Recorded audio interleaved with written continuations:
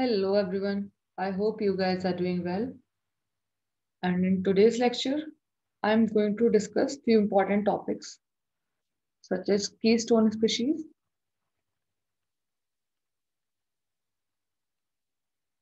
then flagship species, also umbrella species, and indicator species. So according to your syllabus, you don't have to go in much detail, but at least you should know what are these species and the examples, few of the examples, right?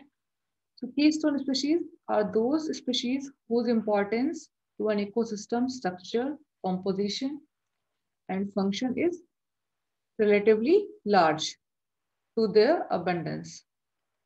These species can be of any life form, but they have in common an effect on their environment that is always greater than that of we can expect on the basis of their biomass. And there are few well-studied examples of keystone species such as sea star, beavers, deers, corals, very important, elephants, and hummingbirds. Also, honeybee, right? So, a keystone species plays a key role in ecosystem, and these species are distinguishable from dominant species, which also have large roles in the ecosystem, but their population is relatively higher, means they are abundant, right? So this is the difference between the dominant species and keystone species. Dominant species also have large roles in ecosystem, but these keystone species can be relatively less in number, but they have an important role in the ecosystem, right? In the functions of ecosystem. I hope clear होगा आपको ये. Coming to the types of keystone species. So keystone species can be predator like wolves, sea stars. Keystone species can be a prey like Antarctic krill, and a keystone species can also be a plant or an ecosystem engineer, right? So what is the effect a keystone species have on the ecosystem? As we know, keystone species maintain the local biodiversity of an ecosystem, and it influence the abundance and type of other species in a habitat, right? One more defining characteristic of a keystone species is that it fills a critical ecological role that no other species can. Right? This is important. So this is how a keystone species functions in an ecosystem. Here are a few examples of keystone species such as starfish, beavers, corals, elephant,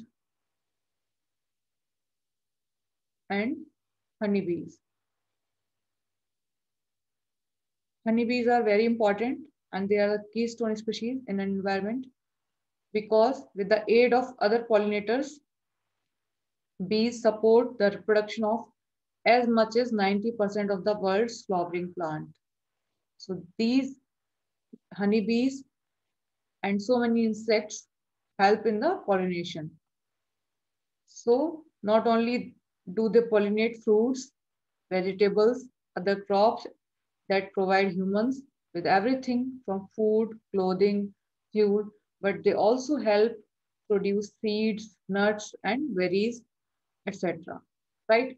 So without honeybee, there would be no bottom of cascade of consequences throughout the food chain. And so many scientists believe that if honeybee disappears from the earth, then within 50 years, life on planet will not be able to survive. Right? So this is how honeybees are in keystone species. You can remember two or three examples.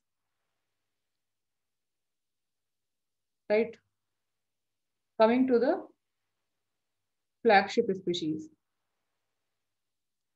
So a flagship species is a species selected to act as an ambassador, icon, symbol for a defined habitat, issue, campaign or environmental cause. Actually, जो flagship species होती हैं, they are very attractive and generally they are larger in size, right? And उनको as an ambassador choose किया जाता है for any conservation program, right? So it is a species chosen to represent an environmental cause such as an ecosystem in need of conservation. These species are chosen for their vulnerability, attractiveness, or distinctive feature in order to engender support and acknowledgement from the public at large, right? Flagship species are usually relatively large and considered to be charismatic in Western culture. Flagship species may or may not be keystone species and may or may not be good indicators of biological process, right? कोई भी flagship species keystone हो भी सकती है और नहीं भी, right? Examples of flagship species are Indian tiger, African elephant, giant panda of China, and leatherback sea turtle, right? So these are the examples of flagship species. The main objectives of flagship species are attracting society's attention for the conservation of biodiversity, also raising awareness about the protection and conservation of these species, right? So there are so many categories of flagship species. You don't have to know in detail. What are the benefits of flagship species? These species such as panda, elephant help in generating revenue through visits to the institution where they are kept. And this revenue helps in protection and sustainability of species, right? And a flagship species attract the public due to its unique features, right? So these are the benefits of a flagship species, right? Mainly it helps in conservation programs, biodiversity conservation programs, right? Coming to the umbrella species. Umbrella species, this species cast an nutshell over the other species, right? How this monitoring of one species and managing for its continued success results in the maintenance of high quality habitat for the other species in the area. होता क्या है कि जो umbrella species होती हैं, they can be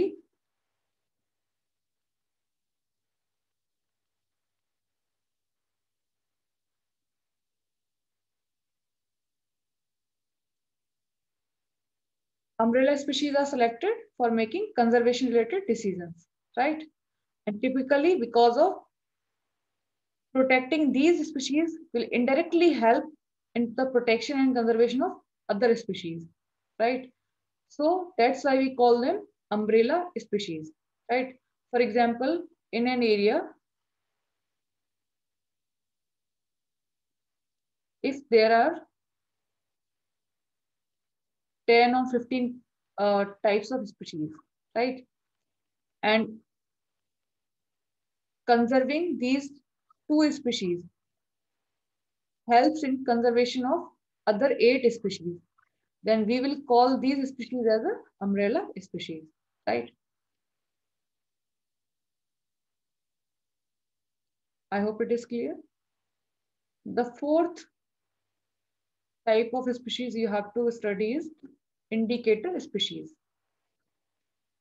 Indicator species are plants and animals that by their presence, abundance, lack of abundance, or chemical composition demonstrate some aspects of character or quality of an environment.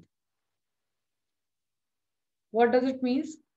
That these species are indicator of certain environmental condition.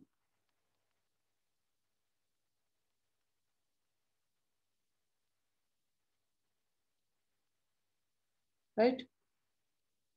A very good example of indicator species is lichens, right? Lichens are indicator of sulfur dioxide pollution.